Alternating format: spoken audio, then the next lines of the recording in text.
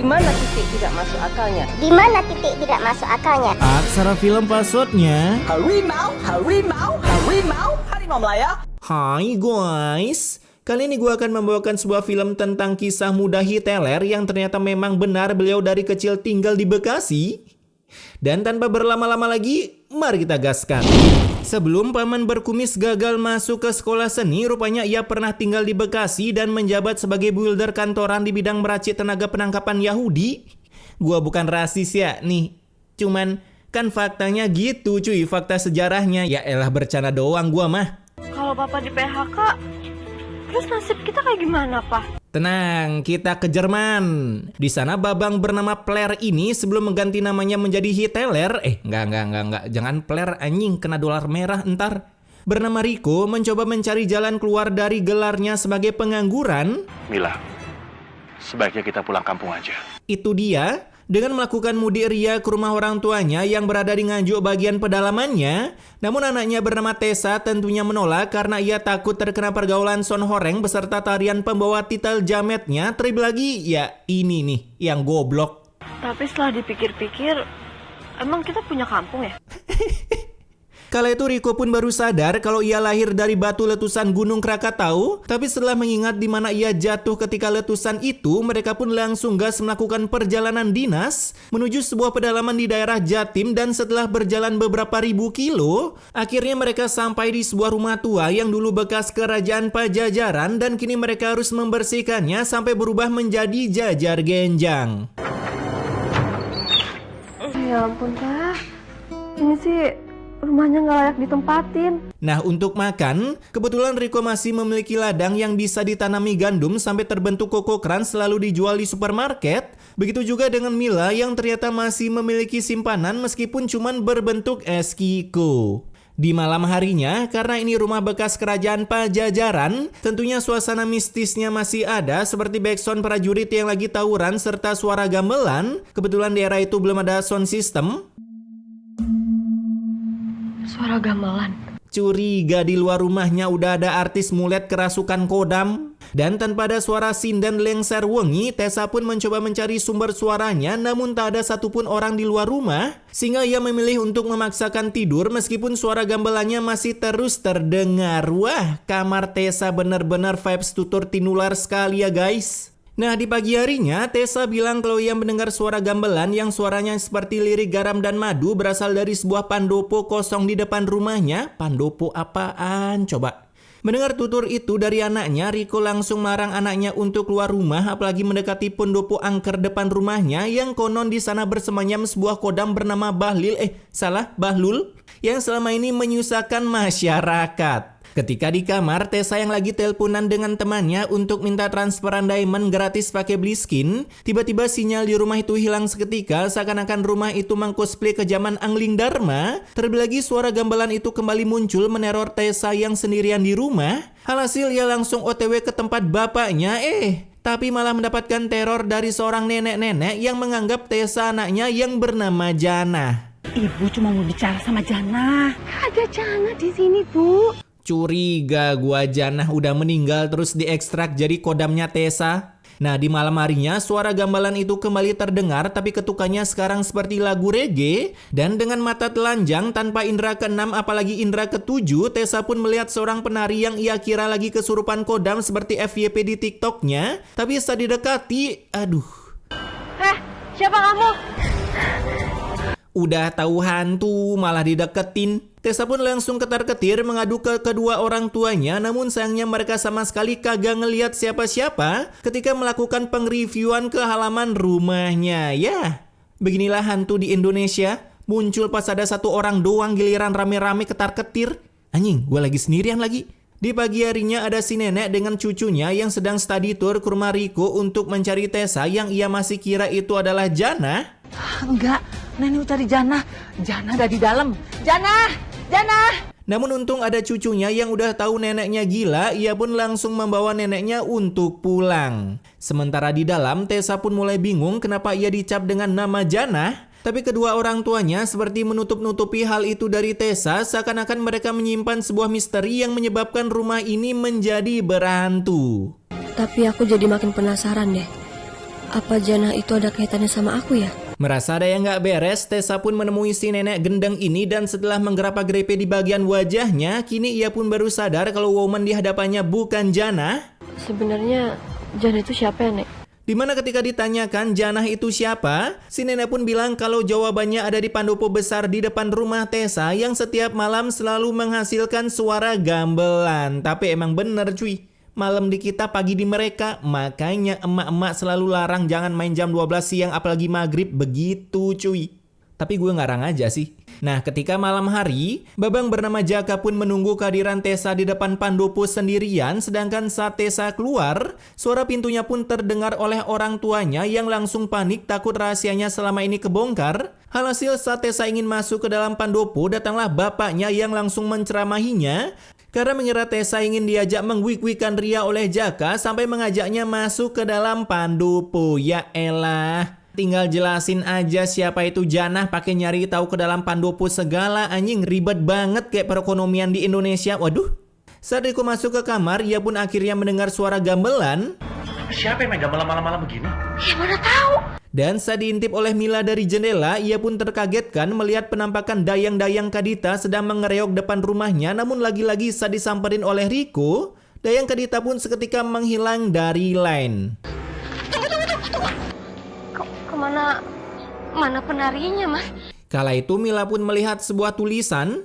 Itu pasti tulisannya hantu Jana, Mas. Sejak kapan hantu bisa nulis, anjing? Kemudian kita pun dibawa ke 18 tahun lalu, di mana ternyata Janah adalah istri pertama Riko yang berhasil menciduk perselingkuhan Riko dengan Mila sampai akhirnya Janah didorong dan menggedik sebuah batu merah. Bahkan saat dibawa ke rumah sakit, akhirnya Janah harus mengembuskan nafas terakhirnya dengan menggiveaway-kan sebuah anak yang kini bernama Tessa.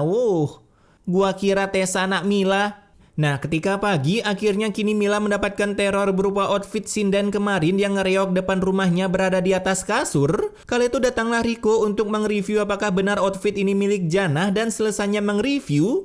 Jangan-jangan hantu Janah beneran ada. Mereka pun jadi ketar-ketir sampai memutuskan ingin balik ke Bekasi. Ciah. Di sisi lain, Tessa pun menceritakan kalau ia akan pindah ke Bekasi tapi masih kepo dengan sosok Janah. Sehingga keluarlah ide dari otak Jaka yang sempit itu untuk mengunboxing pandopo lagi ketika orang tua Tessa berkebun. Hitung-hitung siapa tahu Jaka bisa berkebun juga di dalam, waduh. Namun saat Tessa ingin pulang, nambah lagi kebingungan di otaknya. Kamu anaknya Jana sama Dahlan kan? Karena para mama NPC ini mengungkapkan sebuah fakta kalau Tessa lahir hasil pengicikiwilan Riko dengan Janah yang dilakukan di sebuah pandopo depan rumahnya. Setelah mengetahui aib bapaknya yang suka icikiwil dengan wanita lain, Tessa pun menanyakan tentang kebenarannya ke Mila yang membuatnya seketika pusing 7 keliling. Ini jawabnya gimana, anjing? Namun Riko seketika memotong pembicaraan dengan memarahi anaknya untuk segera prepare pakaian termasuk beberapa sempak yang masih dijemur di luar karena besok mereka udah harus OTW balik ke Bekasi. Nah, ketika matahari di Teletubbies udah terbit, mereka pun bergegas OTW bandara, tapi di tengah jalan malah dihadang oleh si nenek dan anaknya karena ternyata beliau udah tahu kejahatan manusia berkumis yang ada di depannya ini. Saya tahu semua yang kalian perbuat. Dan di tengah perbongongan mereka, tiba-tiba Tessa pun kabur dari TKP bersama Jaka Sembung gak bawa golok. Sementara orang tua Tessa malah kembali mengingat masa lalunya, mengingat siapa saja yang pernah menciduknya melakukan icikiwil. Karena ternyata dulu beliau pernah bekerja di rumah Riko sebagai pembantu, sampai berhasil melihat kemesraan Riko sewaktu masih jadi cowok pomedik tanpa kumisnya. Hingga pada suatu hari ia melihat perbacotan Janah di tengah jalan, detik-detik gimana Janah OTW melayang ke surga. Untung zaman dulu kagak ada CCTV. Kalau ada udah ketangkep itu. Makanya sekarang rekaman CCTV suka dihilangin kalau ada kasus ya. Kalau nggak CCTV solusi terakhirnya bakar kantor. Cuaks. Apa Nek Mano juga yang sudah memutar musik gamelan itu? Lalu penari di pendopo itu juga ulah kalian? Ya. Di sana ternyata yang meneror mereka bukanlah hantu Janah, melainkan si nenek dan anaknya untuk mengereview ingatan Riko kalau ia pernah mendelete Janah dari kehidupan. Karena aslinya si nenek ini cuma pura-pura botol, bego dan tolol, sekalian include dengan pikunnya agar bisa menggoblok-gobloki Riko tentang kondisinya. Si nenek cocok banget jadi member pengintelan. Di sisi lain, Tessa pun sampai di Pandopo yang agung tempat teror terjadi, di mana tanpa kekuatan cap badak milik Jaka, ia pun berusaha membobol pintu yang terkunci, kebetulan dulu lulusan permalingan. Jak, ini ada selendang penari. Ini juga ada gamelan. Di sana ia juga menemukan kitab suci yang selama ini dicari oleh Tong Sancong ternyata ada di wilayah Nganjuk City, dan ketika dibuka isinya ternyata cuma foto-foto Janah dengan Riko. Ya elah. Jadi selama ini Biksu Tong capek-capek ke barat cuma nyari album foto. Lah, mending jalan kaki dari Jawa ke Mekah mayan dapat giveaway. Cuaks. Apa benar? Apa yang gawin warga kampung sini? Kalau papa kamu tuh pernah nikah sama wanita yang bernama Janah. Nah, selain Janah, di sana juga terdapat foto Mila sewaktu muda yang makin memperkuat dugaan Tessa dan Jaka kalau Tessa adalah anak dari Riko yang dulu suka melakukan ichikiwil bersama para penari. Ya Allah, jadi benar. Aku anak kandung Ibu Janah. Kemudian dari luar datanglah para begundal meskipun mereka telat karena Tessa udah tahu semuanya kalau selama ini Mila adalah simpanan bapaknya yang mengcosplay menjadi seorang ibu-ibu. Ada ibu-ibu, guys. Iya. Memang ibu kandung kamu adalah Ibu Janah. Ibu kamu meninggal waktu melahirkan kamu. Anjing, bohongnya. Namun cangkem si nenek seketika mengatakan yang sejujurnya, kalau Janah meninggal akibat menciduk bapaknya akan check-in ke sebuah Oyo dengan Mila yang lalu Janah digedikan ke sebuah batu bata merah, sampai akhirnya kehabisan energi kanuragan. Oleh karena itu ketika ngedenin Tessa sewaktu lahiran, ia pun harus mengebuskan bau jigong terakhirnya. Mendengar itu, Tessa langsung mengajak kedua orang tuanya main kejar-kejaran dan karena kumis Riko begitu lebat membuat hidungnya susah untuk mengeluarkan nafas sampai ia pun sesak nafas. Makanya bang, itu kumis lebat banget udah kayak jembu. Nah ketika kabur, Tessa pun tak sengaja menyeleding kakinya sendiri sampai ia pun jatuh di sebuah pemakaman yang benar-benar makam, bukan makam tempel seperti di film Azab. Itu sih makam bohong-bohongan. Dimana saat dilihat ternyata makam yang ada di depannya adalah makam Janah, ibu kandungnya sendiri, yang seketika membuat Tessa langsung bernangis ria akibat selama ini ia salah pilih emak. Singkat waktu, saat hari udah berganti warna, Tessa yang masih berada di kuburan tiba-tiba mendengar suara yang begitu mistis sampai membuat dua kepala Pak Vincent ketar-ketir. Kanaya, anak ibu. Ibu? Di sana yang datang bukannya kuntilanak, melainkan Janah dengan outfit serba putihnya seperti selesai melakukan umroh, tapi baru aja melakukan pelukan seperti Teletubbies. Surprise!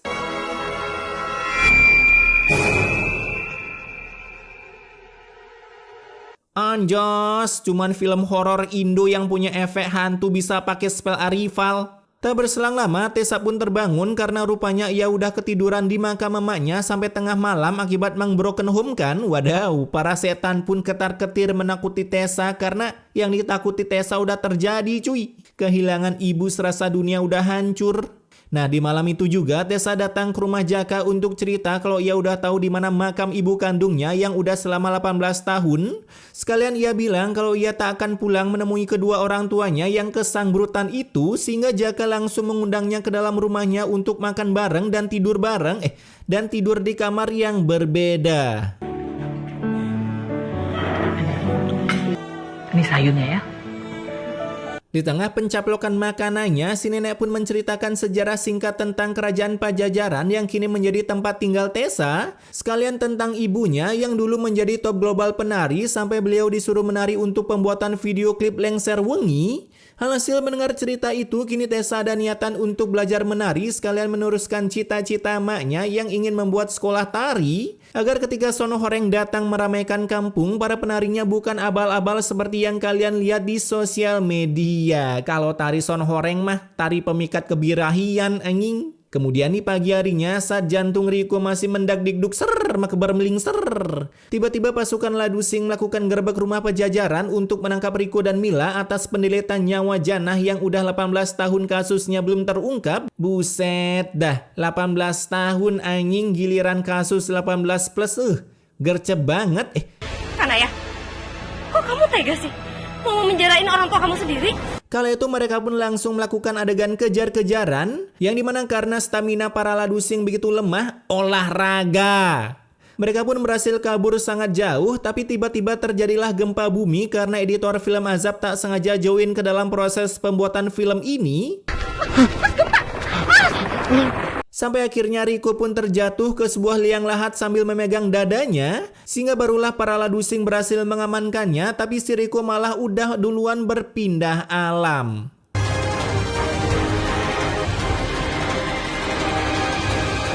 Dia sudah meninggal. Wah, sekalian aja udah kubur itu udah masuk liang lahat juga. Karena kejadian ini Tessa tentunya menyesal karena niat menjarain bapaknya, malah membuat dirinya ngeyatim piatukan. Dan keesokan harinya di tengah acara duka cita, Mila pun akhirnya staycation di penjara sendirian tanpa Riko. Sedangkan Tessa dan yang lainnya mengunjungi makam emaknya yang mungkin lagi menonton adegan siksa kubur Riko dari TV segede gaban yang ada di surga. Dan film pun tamat. Oke, pesan immortality-nya di sini, setia blok. Bini udah susah-susah mengandung, elu malah menuruti apa kata kepala bagian bawah.